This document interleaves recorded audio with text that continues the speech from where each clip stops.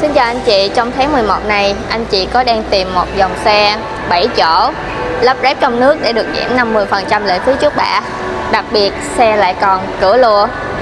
Và kính chào anh chị, em là Nhật My, tư vấn viên tại Hyundai Tây Đô, Cần Thơ. Hôm nay em xin giới thiệu đến anh chị một mẫu xe 7 chỗ cửa lùa, đó chính là Custom. Hiện tại thì Custom sẽ có cho mình 3 phiên bản: Custom tiêu chuẩn, Custom đặc biệt và Custom cao cấp, sẽ có mức giá dao động từ 820 triệu lên đến 974 triệu. Và trước mặt anh chị chính là phiên bản Custom tiêu chuẩn. Bản này hiện đang có mức giá niêm yết là 820 triệu, lăn bánh chỉ tầm 838 triệu.